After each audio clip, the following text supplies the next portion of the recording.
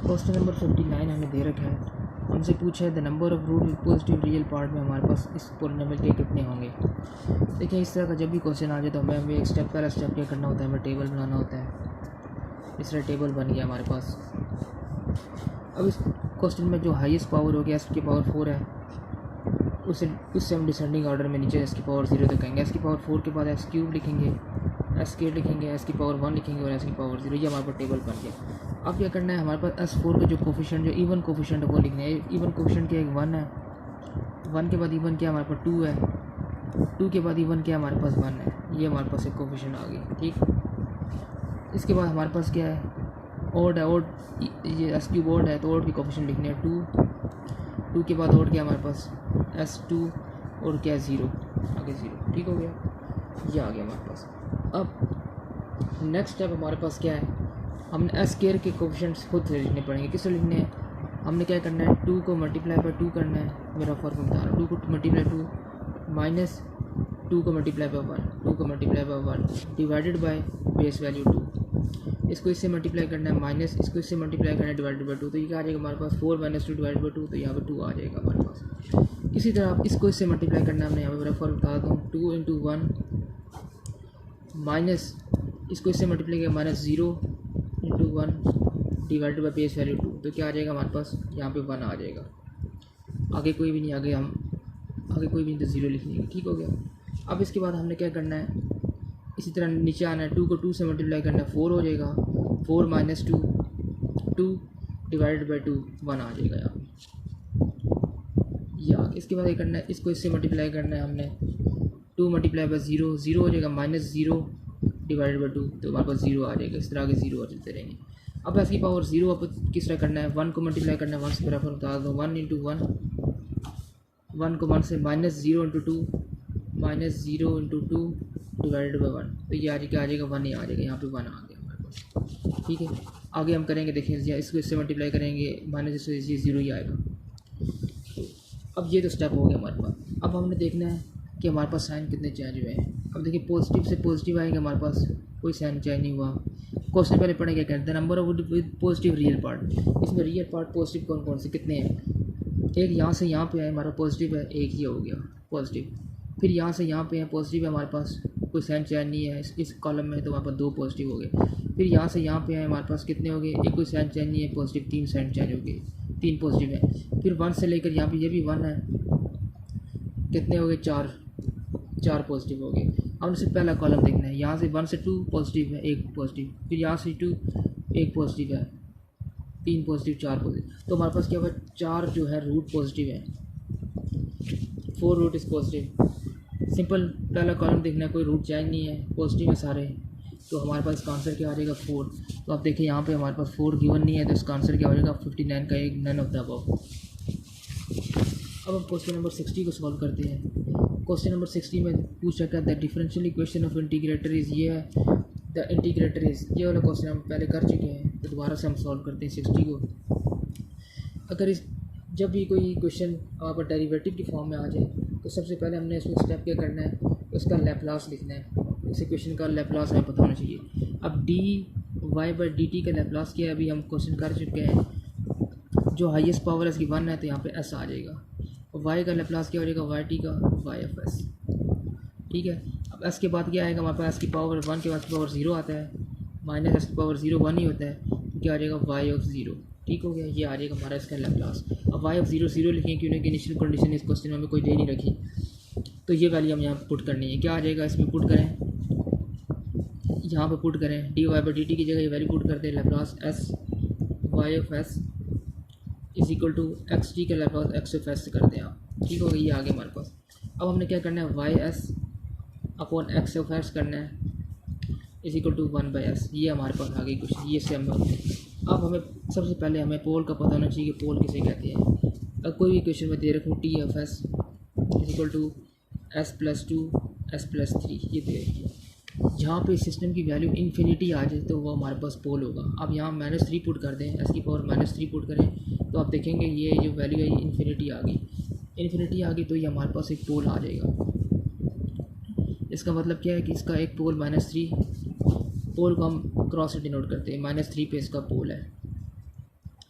जब भी पोल left side में आ जाए तो सिस्टम हमारे पास क्या होता है, स्टेबल सिस्टम होता है। ज़ीरो के लेफ़्ट साइड में आ जाए, अगर यहीं पे अगर मैं कर देता यहाँ पे s+2 इंटू s-3 कर देता, ठीक हो गया। अब यहाँ पे क्या आ जाएगा, इसकी वैल्यू क्या पुट करें, इन्फिनिटी आ जाएगा, इसकी पावर 3 पुट करें। इसका मतलब क्या हुआ, इस केस में पोल जो हमारे 3 पे चले गया, 3 पे चले गया, राइट साइड में आ गया, ज़ीरो के राइट साइड में जब भी पोल आ जाए तो सिस्टम हमारे पास क्या हो जाएगा, अनस्टेबल सिस्टम हो जाएगा। ये अनस्टेबल सिस्टम हो गया, ठीक हो गया। तो ये हमारे पास स्टेबल यहाँ पे लेफ्ट साइड में स्टेबल है, राइट साइड में अनस्टेबल। लेकिन इनके दरमियान की रहती है, उसे कहते हैं हम मार्जिनली स्टेबल। मार्जिनली स्टेबल किसे कहते हैं सिस्टम को, एक तो यहाँ पे पोल होगा, ये तो हमने पढ़ दिया क्या है, स्टेबल सिस्टम है अगर हमारे पास लेफ्ट साइड में पोल है। अगर राइट साइड में पोल है तो हमारे पास सिस्टम अनस्टेबल है।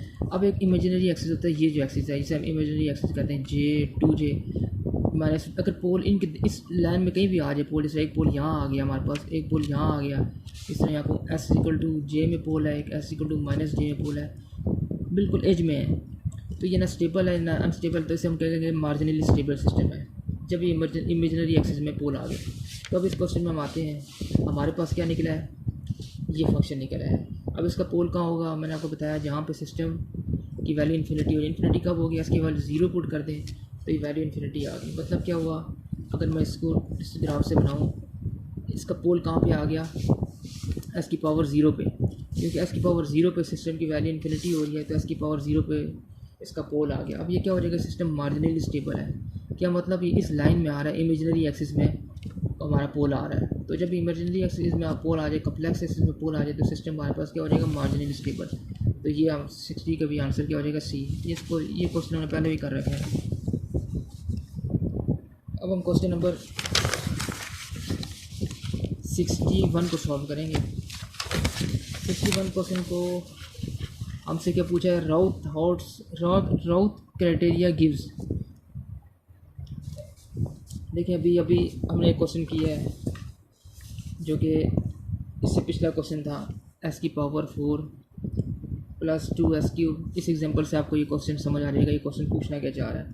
+2s² + 2s + 1 = 0, ठीक हो गया। ये क्वेश्चन है हमारे पास।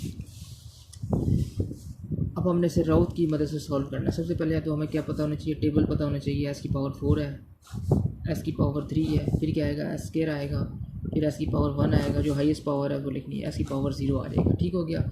जो हाईएस्ट पावर है फिर s³ है, इस तरह लिखना है। अब s4 के जो इवन कोफिशिएंट है वो आप लिखें। अभी हमने सॉल्व कर क्वेश्चन, इसलिए इसको ज़रा टाइम लिखाएंगे। 1 2 1 इवन है, ऑड के क्या है 2 2 0, ऑड ये क्या है 2 2 0, ठीक हो गया।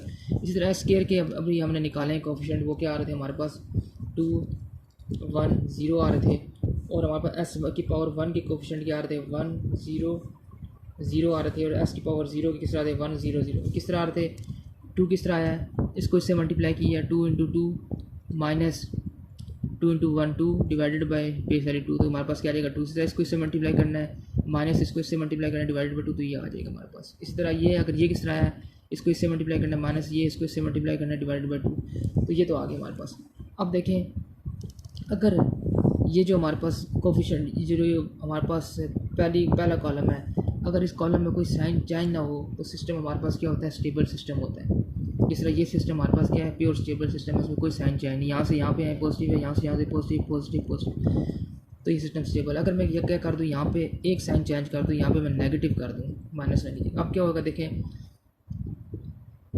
स्टेबल सिस्टम का मतलब क्या होता है, हमारे पास जो पोल है, जैसे मैंने आपको बताया था इस ग्राफ समझे, पोल हमारे पास क्या है लेफ्ट साइड में है, तो सिस्टम स्टेबल है।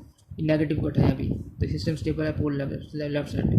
अगर इसमें एक भी नेगेटिव आ गया, इस तरह ये नेगेटिव आ गया है, तो इसका मतलब क्या है, हमारे पास एक पोल यहाँ पे कोई साइन चेंज नहीं है, एक पोल हमारे पास लेफ़्ट साइड में है, लेफ़्ट साइड में है, ठीक है।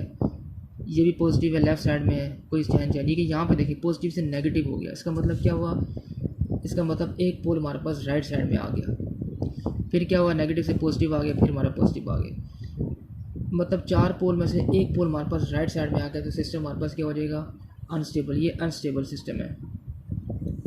कोई भी अगर साइन चेंज हो जाए, इसको इस कॉलम की लाइन में कोई भी साइन चेंज हो जाए तो सिस्टम हमारे पास अनस्टेबल है। अगर कोई भी अगर यहाँ माइनस स्कोर भी होता है फिर भी ये सिस्टम अनस्टेबल है, क्योंकि इसमें साइन चेंज है। ये पॉजिटिव होता है, कोई साइन चेंज होता है तो स्टेबल होता है, तो अब इस केस में क्या अनस्टेबल सिस्टम है।